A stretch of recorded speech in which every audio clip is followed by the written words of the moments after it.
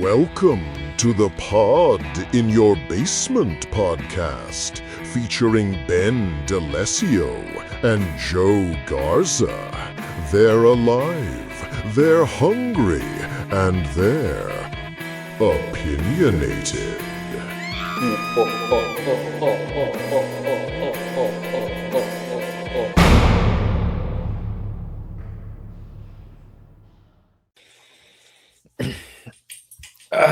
Yeah, feels good to be in the basement. Sure. So we're doing haunted movie sets. So typically that's horror movies where the filming set has a reputation for either hauntings or tragedies occurring or shortly thereafter, whatever it is. Yeah. And one of them actually is, so we want to focus more on horror, the hauntings themselves. But there is one we should say, because our photo for this podcast is based off an Evil Dead, an Evil Dead shot. And that was on this list, where it wasn't haunting, but just like it being a terrible filming experience. Yeah. I didn't realize that. Do you want to talk about it, or do you want me to? Yeah. If you want to dip right into that one. So Evil Dead was shot. It was in Michigan, right? Yeah. Correct. Yes. Oh, okay. I thought you were going to say that was a little burp. No, that was a spooky little burp. All right. So it was like 15 degrees in this cabin, if you even want to call it that. I mean, we're talking like the original Evil Dead, pretty low budget one. And yeah, although just to be clear though, I think the one that we use for this, I think it's from the remake, the 2013 remake of Evil Dead. Yeah, probably. But I think they're similar shots. And yeah, of course. It's with the girl who's stuck in the basement as a possessed. I always forget the name that they call it. Deadite. Deadite, yes, yeah. Deadite. It's not from the movie. That's a real photograph of us popping out of our studio. Precisely. Yeah. So, how like Sam Raimi had to both, like, obviously film. He was the director, but then like someone quit or got left or whatever. So he was doing like other jobs that were more practical, like dealing with the fake blood, which would get sticky, and then he would have to change the film out because they were using real film, and they didn't have any like running water or something, so they used like coffee. So they'd have to like wash his hands with coffee, and I don't know. It was like 15 degrees, and they were working crazy hours. So anyway, that one felt necessary because it's for sure. And I think it was a story from that particular film, but it was it was definitely from an old school like 80s splatter flick that involved a lot of blood, and I'm pretty sure it's from the Evil Dead. But I heard that that one of the cast members got so tired of like changing out of like sticky bloody clothes, because fake blood is typically, especially for low budget films, especially at that time, was like Caro syrup and red food dye, so it's very sticky, and they just got so tired of changing out of it. Out of the clothes, because they probably only had one t-shirt or one pair of pants that they were using for the entire film. So they're like, I'm just gonna sleep in this, but like they slept in it, and it was super freezing. So they woke up, so it was just like, it was cold and stiff and sticky. So just like the most uncomfortable thing ever. And I'm pretty sure for this film, if not, it was definitely for a splatter film from that era. But yeah, that just gives you an idea of how brutal shooting horror movies was back. As we're big fans of safety regulations for employees and whatnot, and cast and crew members. But at the same time, you have to look at this and go, would the movie have been as great if they had a bunch of people? It's true. Yeah. What I feel bad about, like especially bad, is when there's this other list of movies. What we're gonna do, again, this is a horror podcast. We're gonna stick to the hauntings, but just like the really brutal filming where the movie is also not good. And like that's like, at least in The Shining, like Shelley Duvall was tortured Yeah. Stanley Kubrick like famously kind of tortured her. She had a terrible experience. Apparently, like got really sick, hair falling out from the stress, and but at least she gave this incredible performance, and it was, a great movie. Where like some of these movies on there were like complete bombs, terrible, and they also had horrible filming, film sets. So yeah.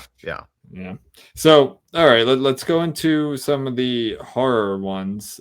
We've probably talked about some of these before on our last podcast, but we're gonna do them here now. Do you want to pick one or Yeah, so I'm wearing The Exorcist t-shirt. Yeah. Oh.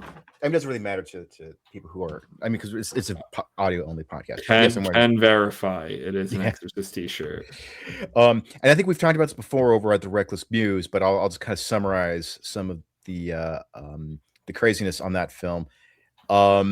William Friedkin, as much as he's made some wonderful movies, he's also kind of a strident dickhead when it comes to directing. And so he would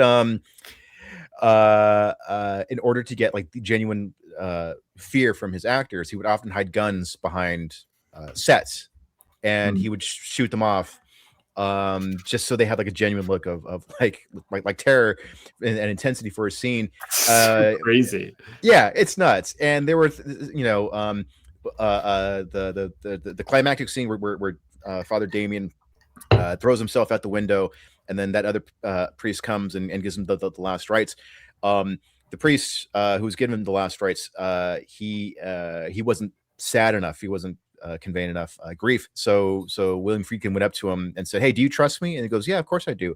And then he slapped him across the face, and he goes, "Action!" And then so when the priest is giving him like his last rites, his hand is shaking because he was just so shocked by the director slapping him. Yeah. Yeah, but that's good. Like that's good stuff. Like I'm actually pro smacking actors in the face. Well, I generally am too. But there was one more incident where I was like, yeah, that could have been handled better. In The Exorcist? In The Exorcist, oh, yeah. Okay, what is that? It's the mom. What's her name? The one who played the Ellen Burstyn. Ellen Burstyn, yes. Yeah. So she there's a scene in the movie when possessed Reagan slaps her mom across the room, and they did not use a stunt woman for the part where she gets thrown across the room. Ellen Burstyn did that herself, and so they had this rig where it's like this harness, and then there's a rope tied to it, and then somebody offset would pull a rope and yank her across the room. She was not wearing any padding or anything. I don't know why. I'm pretty sure cushions were invented by the 1970s, but I don't know why she wasn't wearing padding. But she did this several times on her own. But and then she kept saying to William Friedkin, "Hey, can you tell the person pulling on the rope to pull a little bit, not as hard because it's really hurting me." So he goes, all right, fine. We'll do one more take. I'll tell him not to do it as hard. But she goes, just before he said action, he turned to the person pulling the rope, and then he gestured to him that I interpreted as him saying, "Just fucking go for it."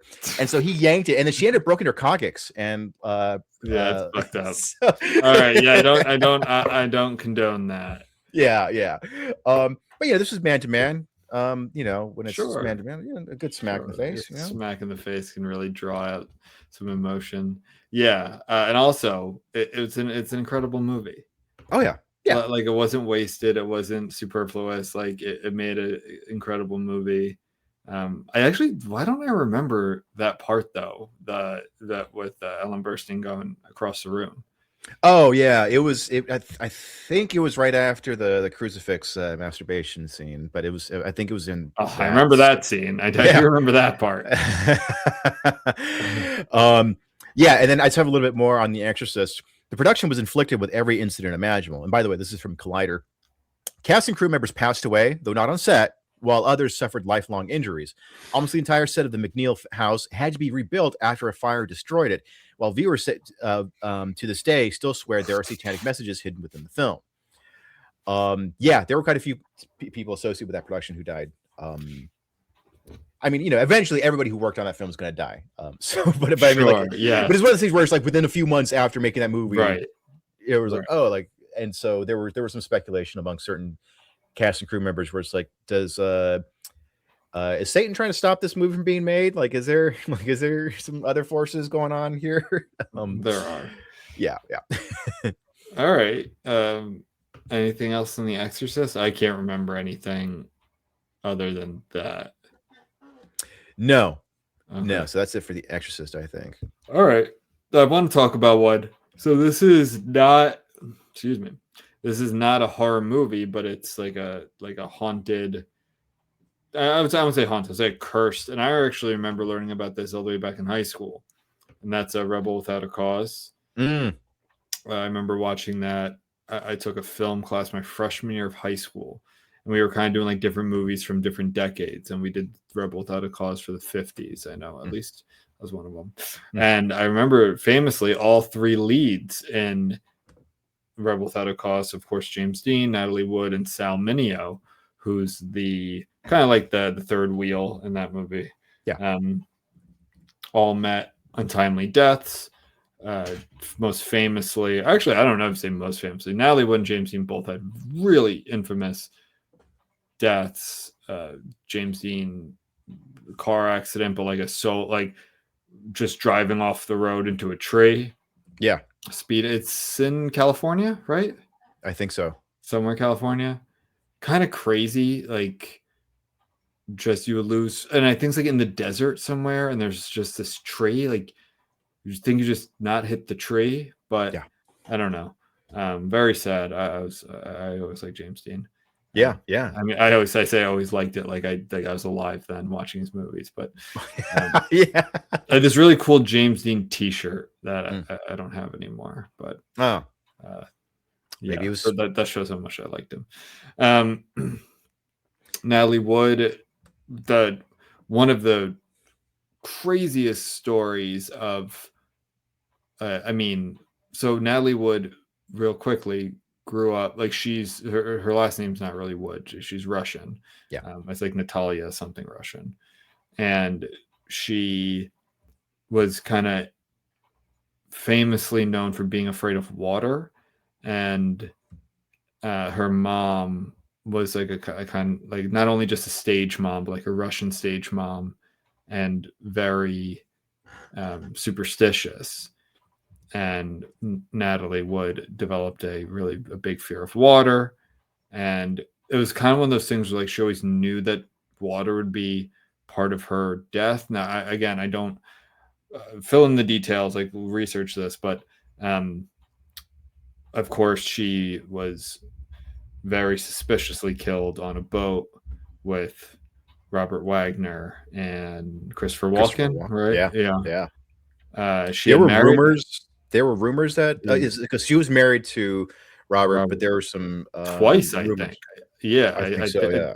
I think she got married to him twice. Maybe not, but yeah, like there was always a suspicion that she was murdered, but nothing came of that. Obviously. And there are also some rumors that she may have been in an affair with Christopher Walken because they were very close. They were shooting a movie at the time called Brain Scan, I think, or what was the movie? I don't remember that. Yeah, well, they were shooting a movie around the same time when that happened, and that's a wild. Really mystery really that's crazy. Really fully there's just too many weird details about that where it's like it wasn't just she got drunk and fell off a boat. Like there's probably more to that. I mean, like both of those guys are still alive, right? Or Robert Wagner, unless he died recently. Like it's not like he disappeared after that or died. Like he was alive relatively recently, if he's not still alive. I don't know. I just remember last thing I remember him in was Austin Powers. Now that's like Powers 3 is like 20 years ago now, so maybe he's not. But right.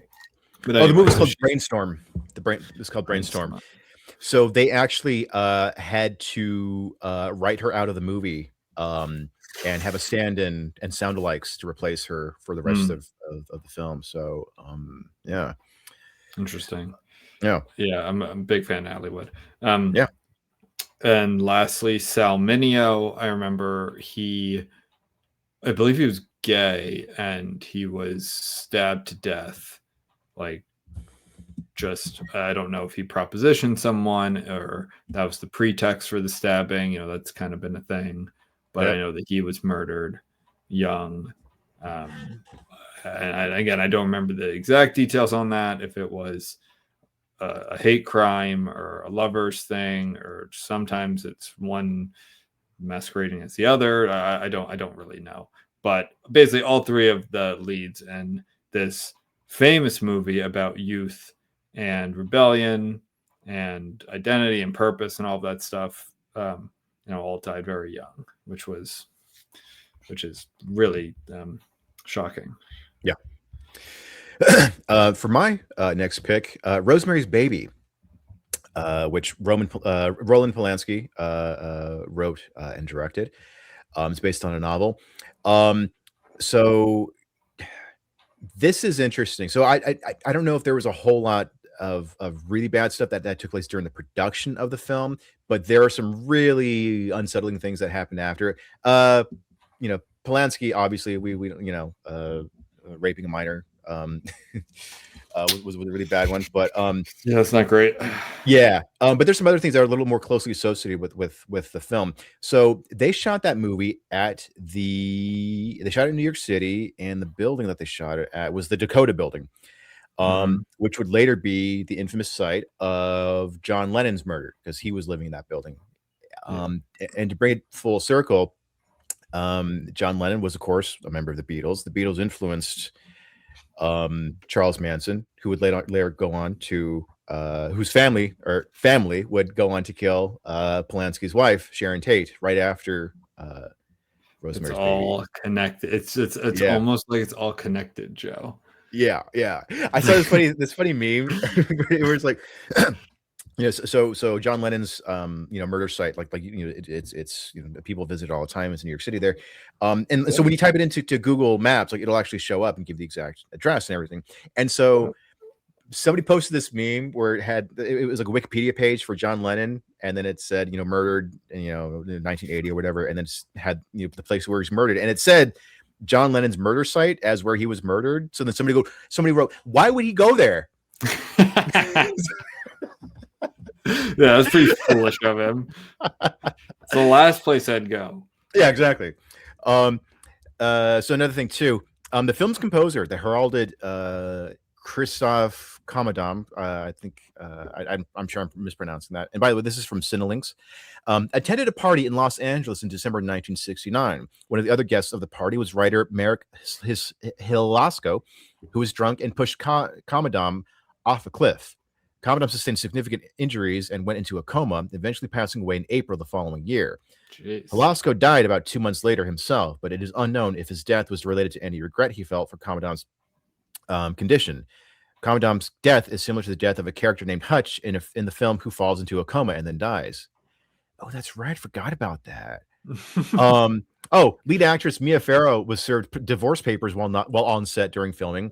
She had been married to Frank Sinatra.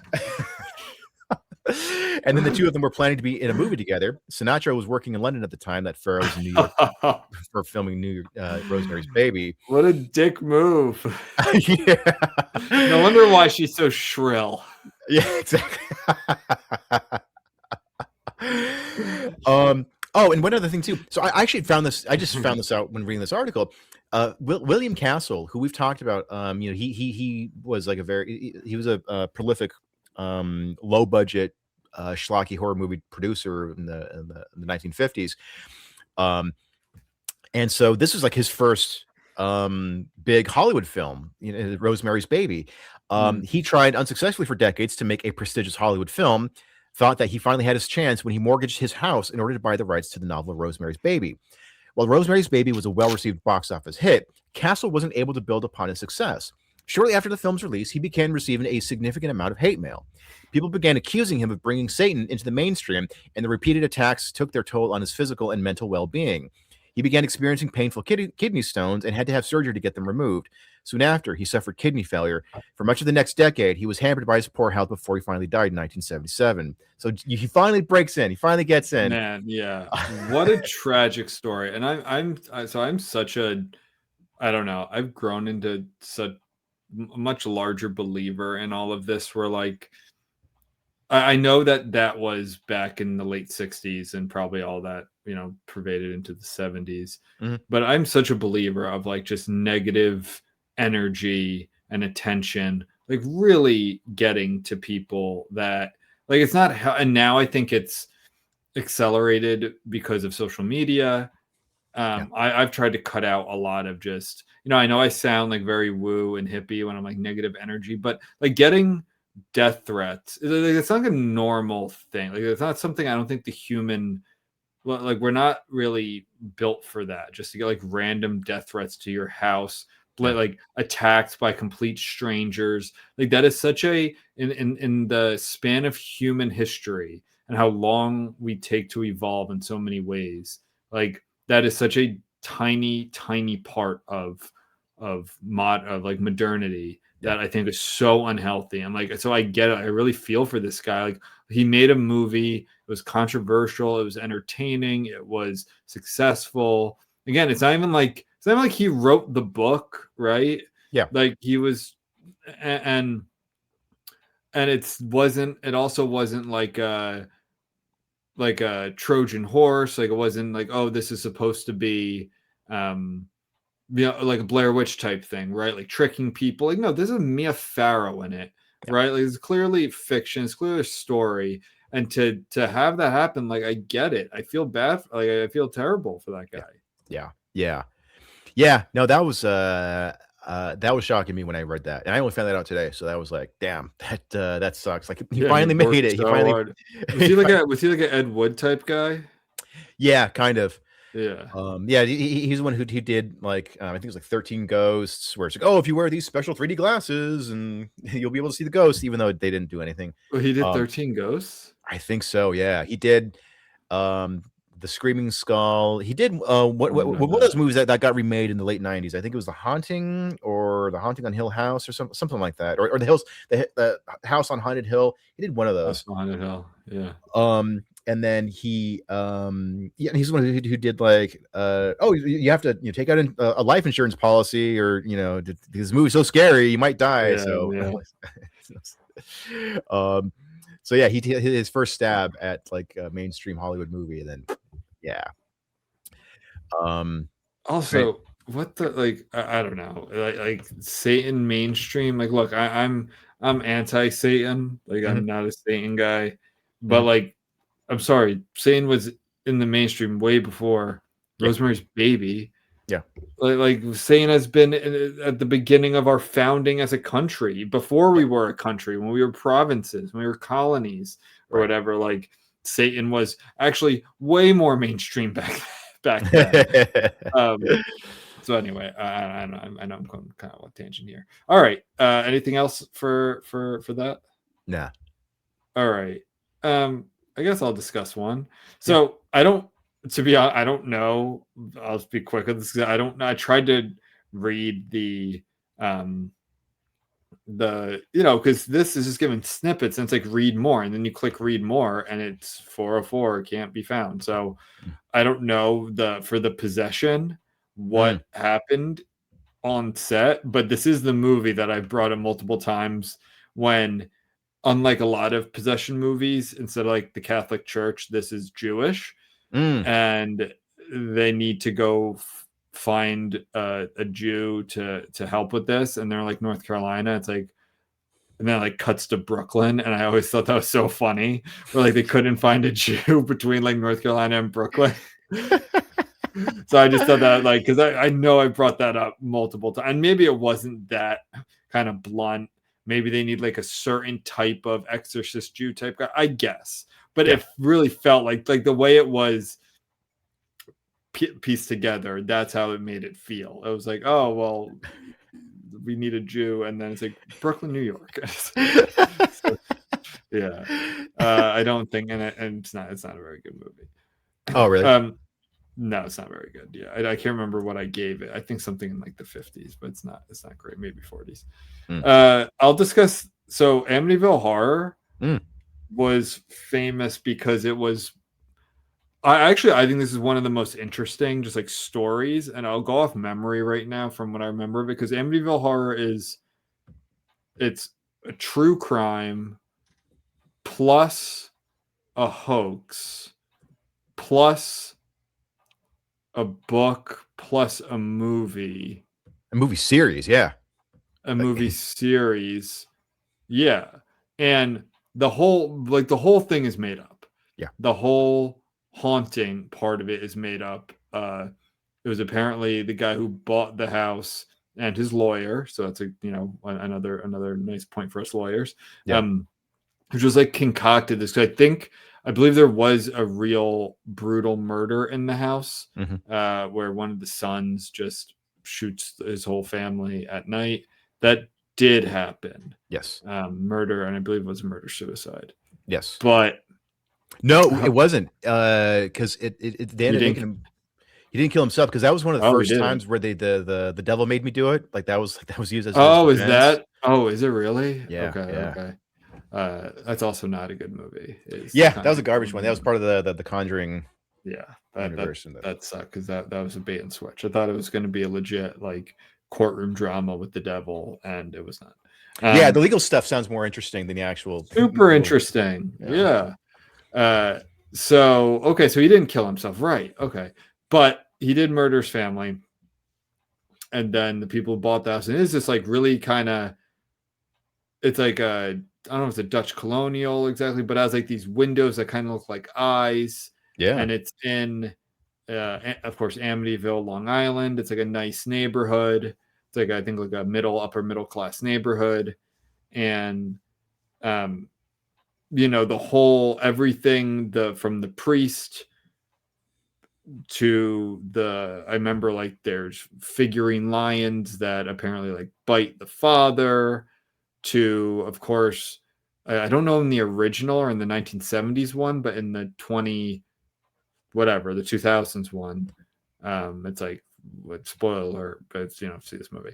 It's like always. I mean, we should do a whole episode on just movies where it goes back to the natives, where it's like, oh, and of course it has to do with the natives, either a native curse or white people torturing natives. That's what it was here. So anyway, so this, they say that all of these things happen, the bizarre happenings, but I don't, there were mysterious injuries that probably I would think had a lot more to do with just film sets being less safe. This was the 70s. But I like why I think it's so interesting is because there's so many more layers to the Amityville horror story that make it like, of course there would be injuries on the set just to feed into it more, even though so much of it is bullshit. And it's also one of those things where like the story itself is interesting enough. Yeah. Like the true crime is like just a son. I think he was like seemingly normal. I don't know. Maybe he was like a head case. And really quick, I do want to clarify. Those are two separate cases. So the Devil Made Me Do It case, like the actual real life one, took place in 1981, whereas the one that the Amityville Horror was based on happened in 1974. But it did involve a son shooting 6 members of his family. Gotcha. Okay. So did the Amityville Horror kid kill himself? No, he was sentenced to 6 terms of 25 years to life in prison, and he died in prison in 2021. Seems fair. Yeah. Seems like they did that right. That was the right outcome on that one. Yeah. So anyway, basically I said all that to say there's really good YouTube stuff on the Amityville Horror and like the multiple layers of it. And it's just what I like about it so much from like a morbid perspective is it feels so American. Like it's disturbing. It's Long Island, right? Long Island suburban, suburbia, horrific crime, real thing happened. But of course that's not enough. Like, this is America. Of course that's not enough. Of course people have to capitalize on it and make things up and say that they're being. Of course this family, I think it was more the father. Of course he looks at this and instead of meditating on this horrible thing that happened to the people who used to share his home, who once shared his home, and just like maybe having a fascination in it. Of course, he goes and has to make up a book about his family being haunted, and that's what I find so interesting about Amityville Horror. Yeah. So the reason why I got these two cases conflated is because one, besides the fact that they're similar, in which somebody murders their family and then becomes a movie. Is both so the Warrens, Ed and Elizabeth Warren, who are the folks of the whole Conjuring they movie are involved series, in this. They did visit the house in 1976, and what they say, it's haunted. It's haunted. That's exactly so. Like, there's that if we're talking about like a purely American story, like, yeah, now you got like the charlatans coming in, the snake. They're so full of shit. I love it. Because I love just a scammer. I don't like, they're horrible, and they prey on like they victimize people, and they prey on people who don't know better or are infirm or elderly, whatever it is. But they're still so just goddamn American. Here come the Warrens, and of course they don't go like, no, we don't feel it here. This seems fake. It's like, haunted. Yeah. And then there's even a photo that they took 1976. It's actually a pretty famous photo. Like, I still see it in memes. It's a black and white photo of like a staircase, and then in the background you see a door that and it looks like the light is turned off, and you just see a little boy's face poking through, and you see like you know how cats and dogs have their eyes reflect light at night. So it has this little demonic looking boy with glowing eyes, and this photo was taken in 1976. It is actually a pretty creepy looking photo. I'm sure it was staged. I don't think it's difficult to, especially in 1976, to just get some little boy, like, hey, stand in the shadows, and then we're gonna, we'll touch it up. Come here, little boy. So, yeah, and of course they didn't release that photo publicly until the Amityville Horror came out in 1979, and then they went on some talk show to share this photo. Yeah, they held on to this photo for 3 years. And only released it to publicize a movie. So, yeah, it was a crazy coincidence. I'm sure they didn't know about the movie. Yeah. Oh man, yeah, he's a real piece of shit. By the way, I don't know if you know. Do you know about Ed Warren? A little bit. He's trash. He's a bad guy. Yeah. Well, from anything else you want to talk about regarding Amityville Horror? No, that's all. So I got one.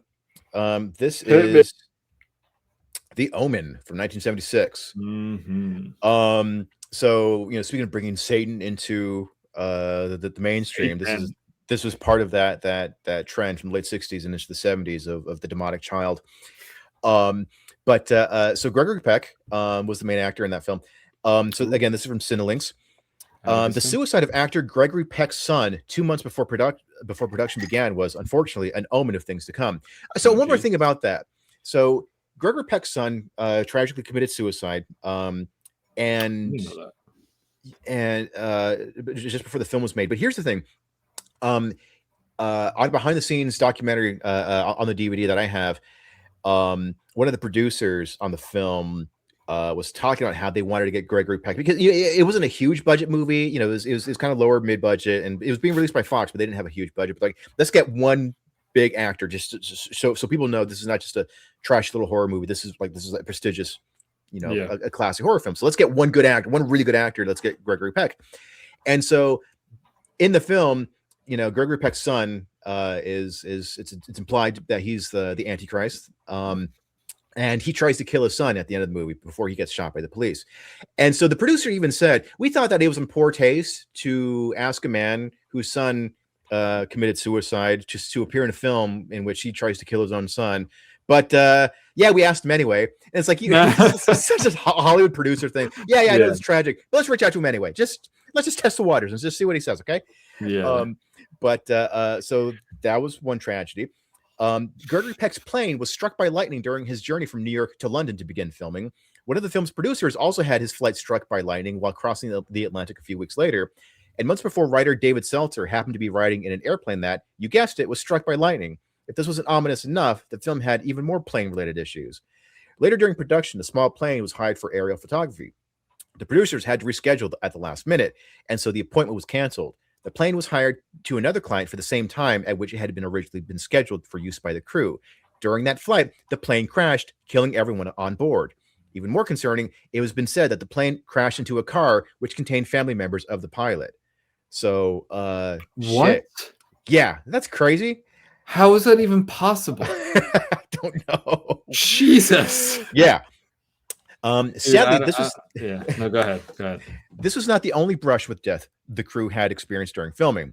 One of the scenes in the film features a group of baboons attacking a car. Oh, dude, fuck that. I know, yeah. Oh, I can't. You know my thing with monkeys, right? Oh, yeah. Yeah, and baboons are especially bad. Too. Oh, God, that is my fucking nightmare. An animal handler was brought on board to organize this scene. The day after the scene was filmed, the handler was killed by a tiger he was working with. Of course. Another animal-related incident occurred during a scene when Peck's character was to be attacked by dogs. For filming, they used a stunt double in a special suit with extra padding, but during filming, the dogs went berserk and did not stop attacking despite having undergone extensive training. Luckily, the stuntman was only experienced minor injuries. During filming, a producer and his wife were staging at the Hilton Hotel on Park Lane in London. On September 5th, 1975, the hotel was a target of a bombing by the IRA, which killed 2 people and injured 63. Luckily, the producer and his wife were not in the hotel when the bombing occurred. A few weeks later, there was another IRA bombing, this time at a restaurant where Gregory Peck and several other producers had dinner plans the same night. So, there's a lot of the same, like, these curses just keep happening. Like, okay, a bunch of, lightning strikes, a lot of family, like, tragedy, and a lot of IRA bombings. My train stop when I did a semester in London, not when I was there, but had been bombed by the IRA. Jeez, man. Yeah, Ealing Station, Ealing Central, I think it was.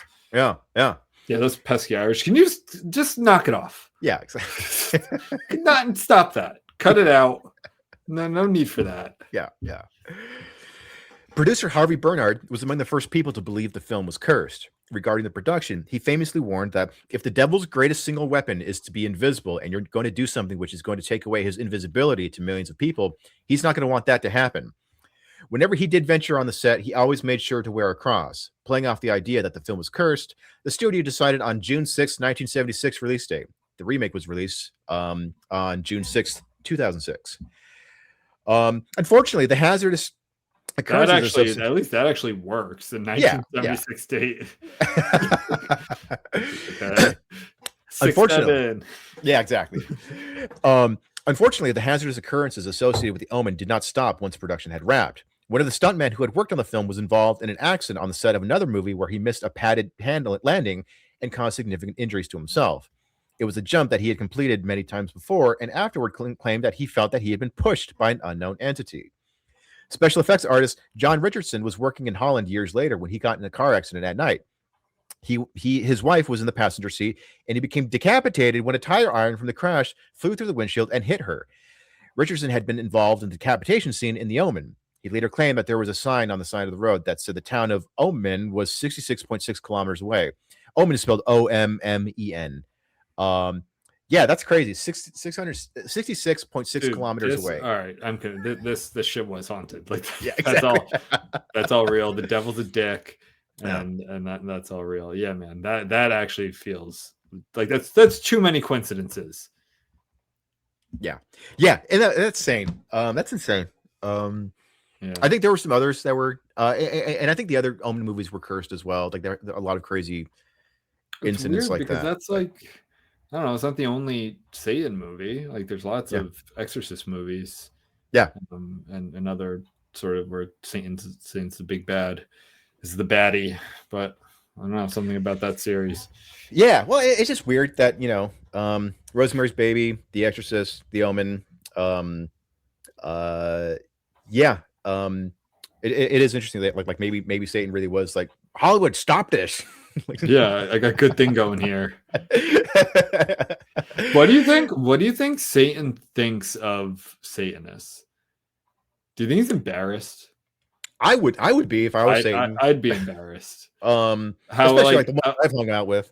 Yeah, like Satanists, like they're like it's just a fringe progressive type thing.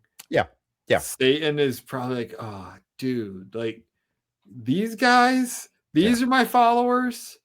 Yeah. What happened to like because all like the black metal bands are converted to Christianity. Like you have heard that. I was actually looking that up yesterday. That Swedish black metal band that was like, or maybe they're Norwegian. I know there's Norwegian black metal, but anyway, they were looking up. They were like researching Catholicism to like blaspheme it more, and they just ended up converting to Catholicism. I'm not even kidding. It's a real band. Oh shit! And now they do like metal, the same metal, but it'll be like the crazy name in Swedish. They'll be like the blood of our Lord. Yeah. like God is my Lord, and like Jesus Christ is my Lord and Savior. Yeah, those you know the really hardcore ones back in the day were pretty frightening. I mean, like they were going around burning churches. Yeah, they were nuts. I don't like black metal. I think it fucking sucks. But that didn't help. Yeah, there was a band called Mayhem, and one of the members committed suicide. He shot himself in the head, and one of the other members got pieces of his skull and turned him to a necklace. And it's like, okay, this is getting a little too much. That's metal though. Like I know it is. That's metal. Have you seen Lords of Chaos? Oh no, I haven't seen that one yet. Have you? It's pretty good. The story is very interesting. It's black metal.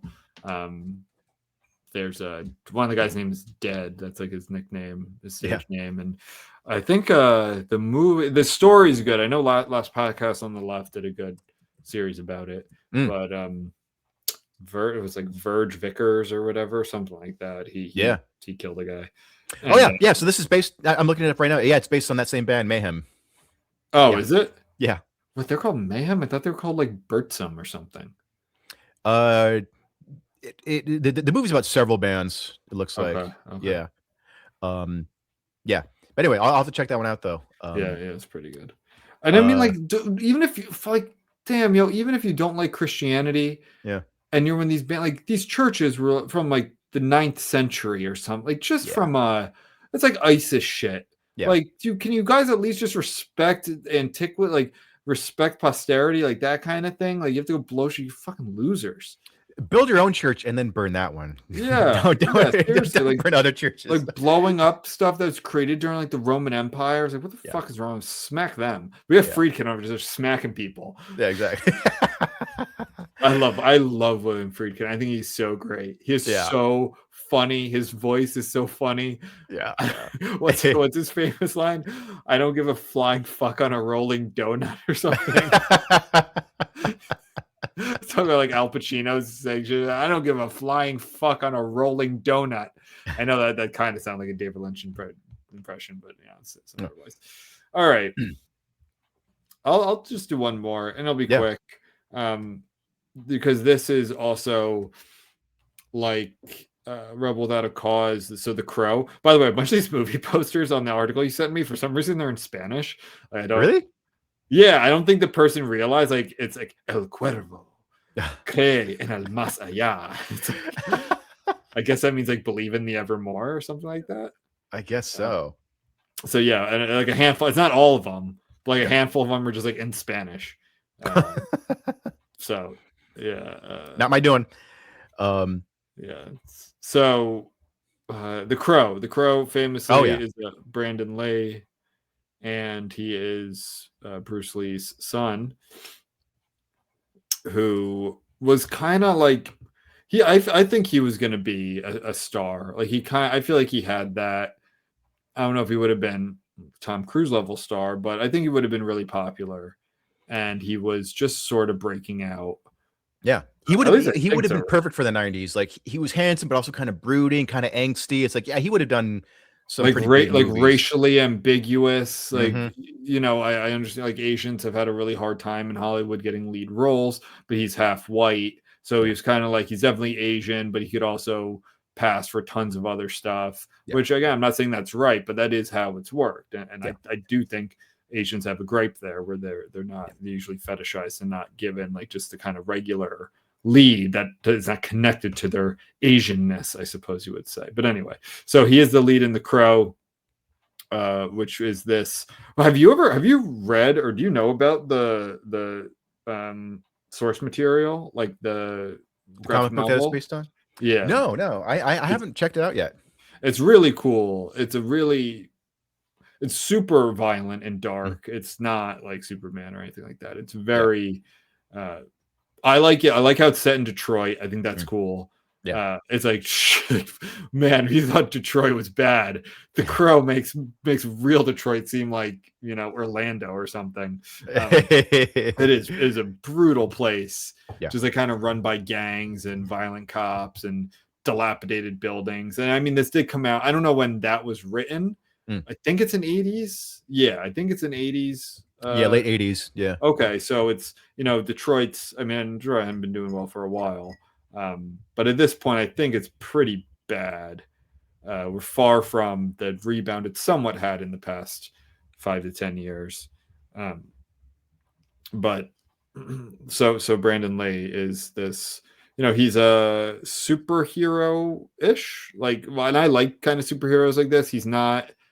He has supernatural abilities, but he's not just like the typical cape wearing, energy shooting, whatever. He's dead, and he comes back from the dead, and his girlfriend is killed by these and I always love, one of my favorite tropes in movies is the interracial gang. It's like there's always like a crazy white guy and a black guy who might be the leader sometimes, or maybe just like the silent type, and Latinos who are really like stereotypical, and they're all friends and buddies, and I think that's always fun because it's not real. There's no gangs like that. I mean, we kind of saw that in Die Hard, where it's like Die Hard.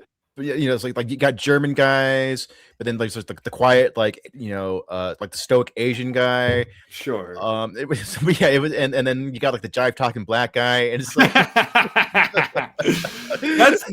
that's like Die Hard is maybe a little bit more understandable because it's kind of like they're classier criminals. Like it could be like getting the evil version of getting the gang together. Still funny and still usually not happens. But in a movie like RoboCop was another example. Also, coincidentally takes place in Detroit. That's right. Yeah. And this movie, they're just like the gang, like the street thug gang. I guess higher up than street thugs. So they employ street thugs. Yeah. But they're just like this mix of guys, and they all got a thing. And they're one's always unpredictable, and one's always black. Sometimes that's the same guy, sometimes not. But it just warms my heart seeing that the interracial gang. And now, because in real life it's all just a bunch of Somalis or whatever. But in The Crow. So anyway, Brandon Lee died from which is topical, a freak prop gun accident. Because I guess this did happen a few years ago now, but that is, I think, exactly what happened with Alec Baldwin and Rust, and Rust, which is out. I think they waited like 2 years or something, because didn't that happen like during COVID?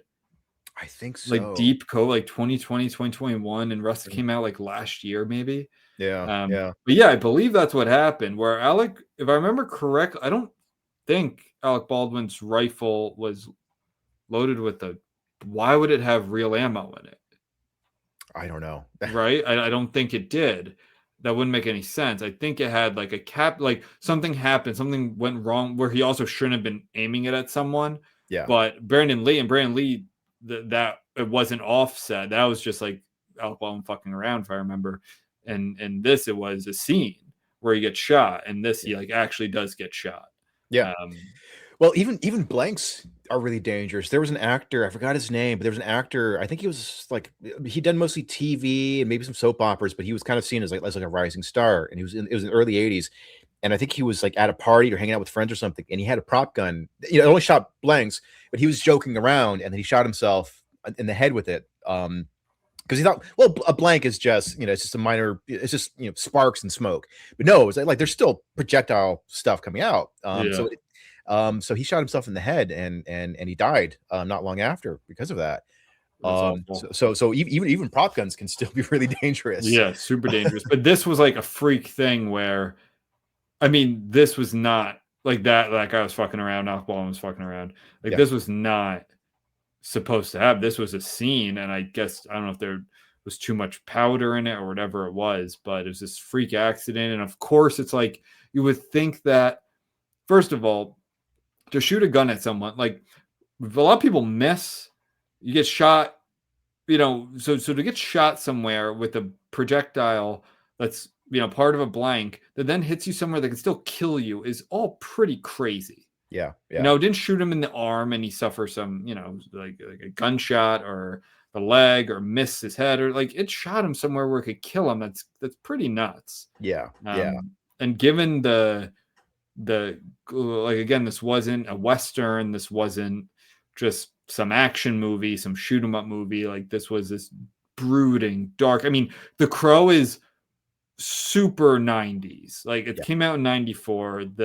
It's very grungy. It's very dark. It's very brooding. And to have this tragic, horrible piece of history tied to it is really sad. But very interesting. And it's also, you're forgetting the other thing too, which is that his dad died in the same way. Basically, he died while they were shooting a movie. Yeah, he did. That was, if I remember correct, didn't he just like die in his sleep? Like he just went. I remember him. Yeah. No, I don't think so. I thought he died young. He died young. He died. Yeah. But it was when they were shooting a movie. They're shooting a movie. I thought, did something happen? Yeah, let me pull that up real quick. I got it. Okay, I remember it. Maybe something happened, but I do remember it was like he didn't feel very good, and he like went to sleep and never woke up. That's what I thought it was. Oh, yeah, you're right. I always thought that he died while shooting the movie, like it was an accident. No, I don't think so. And I think it was like they should have just brought him to a doctor or something, but he didn't want to. Something like that. I don't know. Yeah. No, you're right. Yeah, it was something else. But he did die young and weird, and it's like you have this guy who is as close to like a superhuman as we can get. Mm-hmm.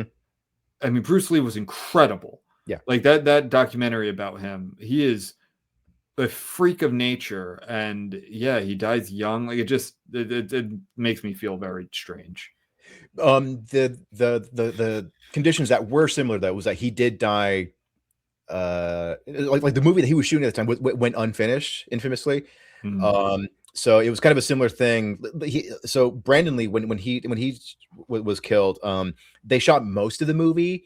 They actually had to use some CGI. It's funny because CGI was still pretty nascent at the time. They had to use a little bit of CGI here and there to like fill in some of the gaps. Because they actually were seriously considering not releasing the movie. But Hollywood producers have only grown more greedy. So like, no, we'll find a way. I like it. The Crow is good. The Crow's a cool movie. It's a cool movie. Yeah, it's cool. It's very stylish. It's very stylish. It's kind of silly sometimes. Oh yeah. It's melodramatic. It's very over the top. Like the villains. Yeah. Is it I think is the guy from the Warriors in that? I think he is the guy who does the famous like bottles like Warriors come out. Yeah. I think he's one of the goons in that too, which like the two things that he's known for is just being a goon. Yeah. I think that's him. And then the main guy, and they all have like silly names. Yeah. The villains like High Top and Smoking Ace and stuff like that. like silly comic book name. I don't think those are actually them, but it's stuff like that. No, you're right. There was Top Dollar, T-Bird, yes. Fun Boy, Tintin, Skank. There's some Top Dollar. Oh my god, that actor's in other stuff too, but I can't remember off the top of my head what else he's in.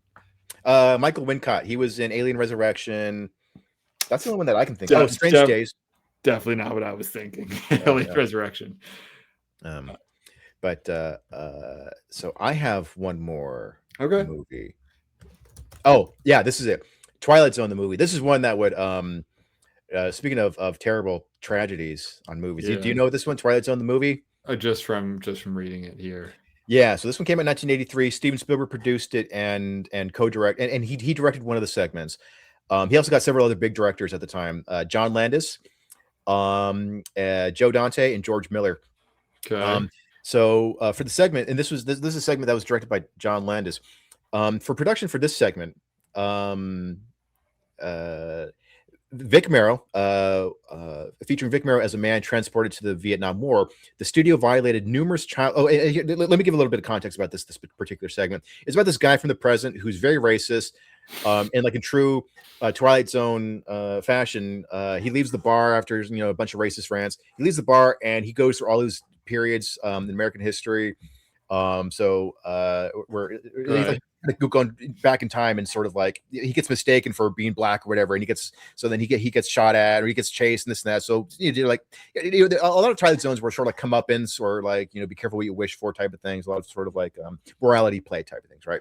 So this Right. super racist guy gets transported back in time and he goes back to the Vietnam War and he gets mistaken for Charlie, I guess. So he's being shot at in the scene. So in this segment featuring Vic Morrow as a man transported to the Vietnam War, the studio violated numerous child labor laws by hiring 2 6 and 7-year-old actors, Renee Shin Yi Chen and Micah Din Lei, without required permits and having them work extremely late at night and in proximity to dangerous stunt elements. During a shoot of a scene where Morrow and the kids were pursued by a helicopter, shrapnel from a controlled explosion got caught in the helicopter's rotor and caused it to crash onto the 3 actors, killing them instantly. 2 of them were decapitated, and one of them was crushed. Oh One my of the kids God. one of the kids was decapitated, and the stuntman was killed, decapitated as well. The other kid was crushed. Wait, 3 people died or 4? Yeah, three. So the stuntman who was playing Vic Morrow's character, and he's carrying two Vietnamese children. So the stuntman and one of the children got decapitated, and the other one was crushed by this helicopter. And caused it to crash onto 3 actors, killing them instantly. The movie was later released, but the tragedy overshadowed the film completely, and civil and criminal action against the filmmakers lasted for almost a decade. OSHA would be pretty upset about that. Yeah, really. And here's another interesting thing here. So Steven Spielberg was actually good friends with John Landis at the time.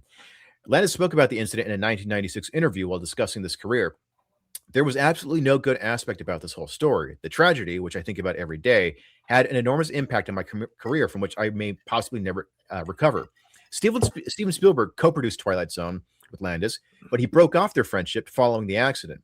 Spielberg said that the crash made me grow up a little and left everyone who worked on the movie sick to the center of our souls. No movie is worth dying for. I think people are standing up much more now than ever to producers and directors who ask too much. If something isn't safe, it's the right and responsibility of every actor or crew member to yell cut.